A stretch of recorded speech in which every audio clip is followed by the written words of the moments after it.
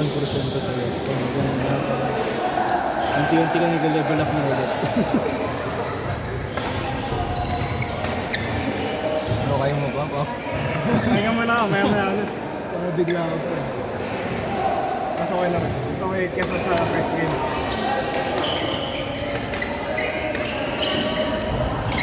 Next game na ba yun?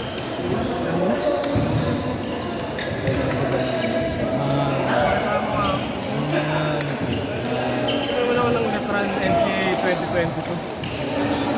2022 ba? Kailan ba kayo nagsabi? 2019. Lalap-lapin ko lang sa parang mag-manhid.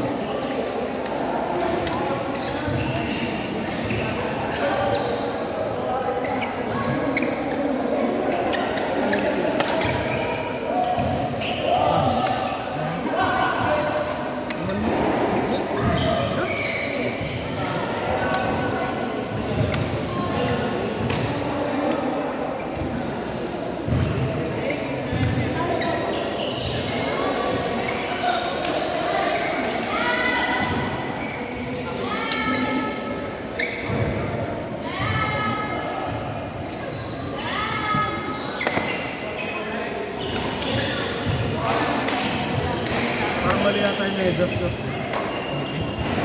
Pero naman ba yung mga Dalawang laro na ako. Parang walang yun? top out na tayo. Saan? Last game ba? At sa panel, dito sa big ko. Matama pag Hindi. Mas malaki yung tapuan mo sa akin.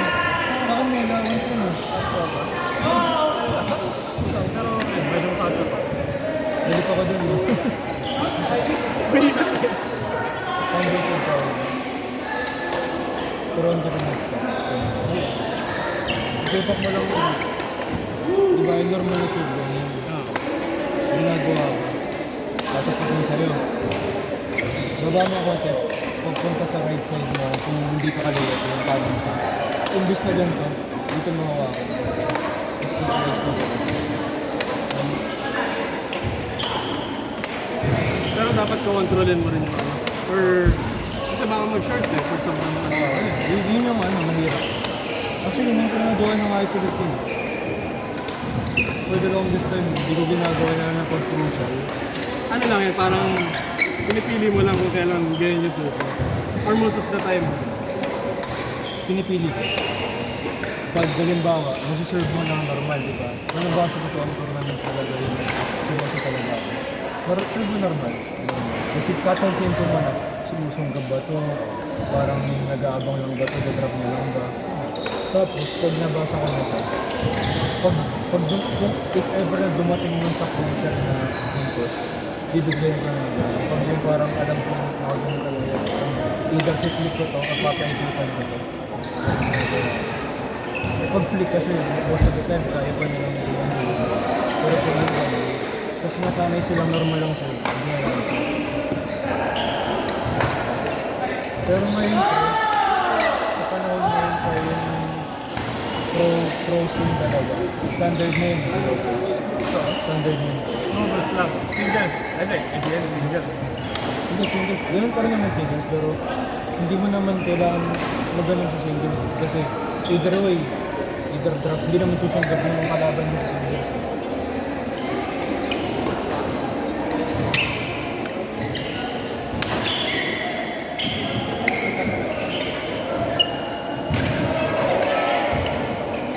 Masali ka pa sa mga tournament na ano, may mga prize pa kaya. Hindi. Hindi na. Bakit? Ilang oras? Marami akong tournament dapat na napastuhan. Gawa ng schedule ko sa phone. Kaya ngayon nasa back office na ako, yun yung balak ni Nathan. Gawin na akong full-time ng basketball. Ikaw mismo. Ako mismo.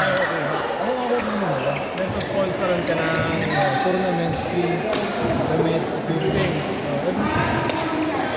Pero ang kaso, kung sakaling mag-aano sila, mag-black and white talaga, people na talaga, baka ito lang talaga pwede kong gamitin nito. Kung iba-black and white nila. ideally, dapat meron talaga. For sure. Black and white nila. Pwede ka rin naman mag-ano eh. Kasi kaya ambassador, mag-nego ka rin yung terms mo. Pwede. Isa-review namin. Re-review ni Nathan. Tapos, napakita niya sa amin, okay lang ba to? Siyempre, pag gano'n, sabihin mo, okay na okay na. Sasabihin conflict of interest.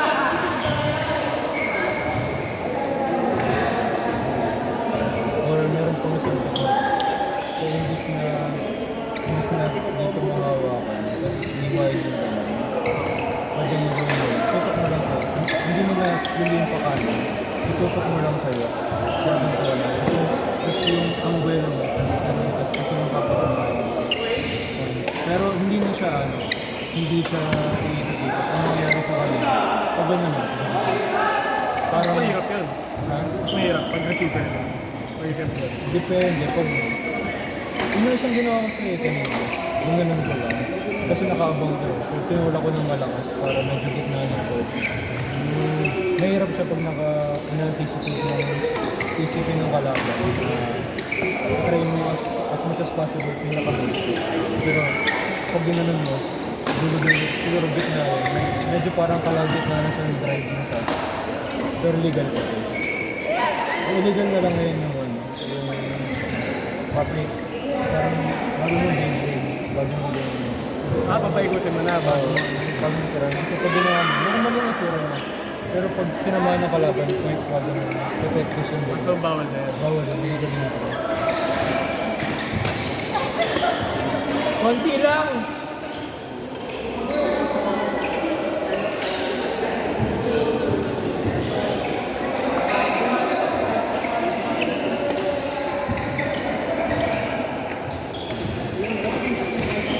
Hindi na sa lubit. Ha? Ha? Hindi na lang.